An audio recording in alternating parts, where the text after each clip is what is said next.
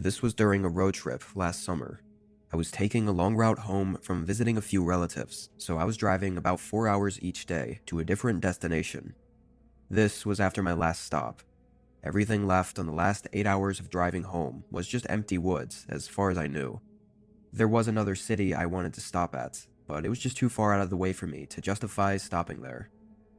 From my previous stop, I left at 6 p.m. to get to my final Airbnb that I had booked at a cabin about 2 hours away. It happened to be on the route home, so that's why I went with it. I figured it'd be better than whatever cheap and crappy motel there was along the road. Where I was, the landscape was pretty flat, but there were a decent amount of trees scattered around.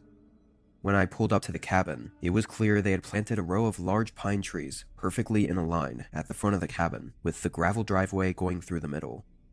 Honestly, the outside of it, mixed with the landscape, was a little bit spooky. I parked and unlocked the padlock with the code I had emailed from the host. Despite the outside, on the inside, the cabin looked newly renovated, probably to be an Airbnb, but it was really nice, small but cozy. I didn't unpack much since I'd only be there for the night. I sat at the table and ate a meal I picked up from a drive-thru, but only 10 minutes after I'd gotten settled in, there was a knock at the door. It startled me because I'd never heard a car pull up or anyone walking outside. I got up and answered the door. There was a man, looking about 40-ish, with a gray and black beard and shaved head. "Hi, I was just stopping by to make sure you got in and everything was good," he said with a smile. Knowing it was just the host now, I said I was good and it was all great. I then said goodnight and shut the door. I thought it was a bit strange he showed up unannounced just to ask if I was okay, but I thought he must have lived close by or maybe even on the other side of the property or something. Also, it's worth mentioning that the guy had an unusually strong odor coming from him. It smelled like maybe he'd been working out in the field all day. I just found it a bit odd as well. I went back to the table and finished eating, then took a shower to wind down for the night.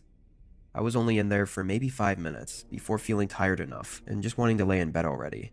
I dried off and hopped in bed, staying on my phone for a little bit, when there was another knock at the front door. This one scared me just as much as the first time, because again, I never heard a car pull up or anyone walking outside. It had to be the host again, but why? And so soon after he just came over. Immediately, I knew this was odd, and I felt really uncomfortable. I checked my phone, and of course, there was no text or call from him. I slowly walked into the main room, hearing him knock several more times. I wasn't sure if I wanted to answer the door or not, but I ended up just calling out from the other side and asking what he needed. He stopped knocking. "Can you open the door, please? I just wanted to ask you one more thing. I'll be quick, I promise."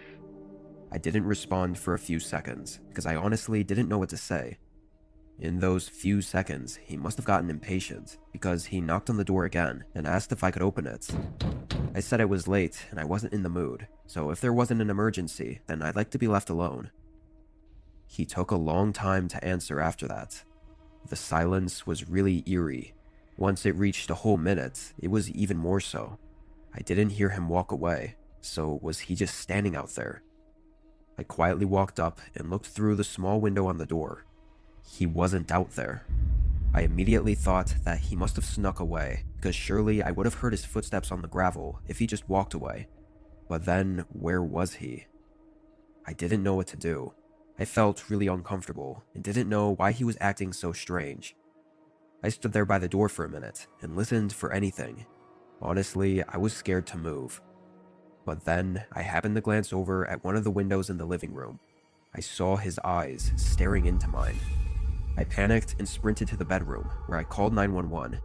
While I waited, I heard what sounded like him trying to lift open the window, which was terrifying, but also odd, considering he had to have had a key to his own house.